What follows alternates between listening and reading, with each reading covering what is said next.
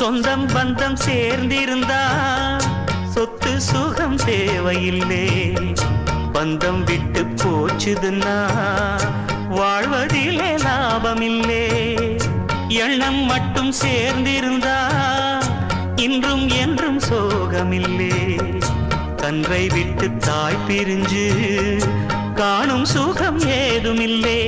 ஊருக்கும் பேருக்கும் காருக்கும் இஷ்டப்பட்டு வாழ்கின்ற வாழ்க்கைக்கு என்றென்றும் அர்த்தமில்லை. ஊருக்கும் பேருக்கும் காருக்கும் இஷ்டப்பட்டு வாழ்கின்ற வாழ்க்கைக்கு என்றென்றும் அர்த்தமில்லை. இத புரிஞ்சும் உண்மை தெரிஞ்சும் இன்னும்